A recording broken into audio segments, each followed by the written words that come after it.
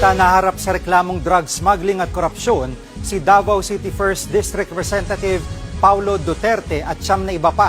Kaugnayan ang umano'y pagkakasangkot nila sa pagpuslit ng mahigit 6 na bilyong pisong halaga ng shabu galing China noong 2017. Nasa frontline balitang yan si Camille Samonte. Naghain ng reklamong drug smuggling at graft and corruption si dating Senator Antonio Trillanes IV laban kay Davao 1st District Representative Paulo Duterte at siyam na iba pa. Kaugnay ito ng 6.4 billion pesos na shabu shipment na naipuslit sa bansa galing China noong 2017. Bukod kay Pulong, dawit din sa reklamo ang asawa ni Vice President Sara Duterte na si Attorney Mans Carpio at dating Customs Chief ni Canor Faeldon. Sa kanyang complete affidavit, pinagbasehan ni Trillanes ang mga dokumentong nakalap mula sa investigasyon ng Senado sa 600 kilong shabu shipment. Pinalusot daw ito sa Bureau of Customs at pinadaan pa sa kanilang express lane. Ayon kay Trillanes, nagsilbing facilitator sina Pulong, Carpio at Faeldon para makapasok sa bansa ang naturang kontrabando. Ito yung mga pinilit na pagtakpan nung Duterte administration nung sila ay nakapwesto pa. Kaya ngayon, nakahanap tayo ng magandang pagkakataon na mag-file nitong kasong ito.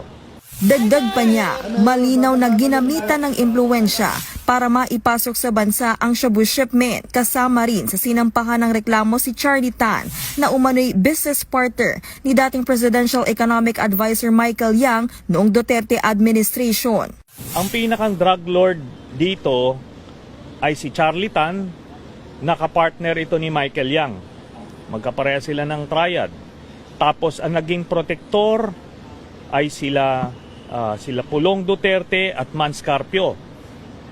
Tapos ang mga naging facilitators naman ito na naipasok ito at naipuslit palabas ng customs ay sina Faeldon, sina Allen Capuyan at iba pa na mga na-mention dun sa case. Noong 2018, kaparehong reklamo rin ang inihain laban kina Duterte at Carpio pero binasura ito ng ombudsman dahil sa lack of basis. Ibinasura naman ng DOJ ang graft at administrative charges laban kay Faeldon noong 2017. Ayon naman kay Pulong, mas maigi na dinala ni Trillanes sa korte ang pagdinig at hindi sa social media. Nanindigan si Pulong na inosente siya at kumpiyansa siyang malilinis din ang kanyang pangalan. Umaasa rin daw ang kongresista na lalabas na ang resolusyon sa libel case na inihain niya laban kay Trillanes. Patuloy na hinihinga ng News 5 ng pahayag si Faeldon at iba pang akusado pero wala pa silang sagot. May ihain pa raw ng ibang reklamo si Trillanes laban sa mga Duterte sa mga susunod na linggo.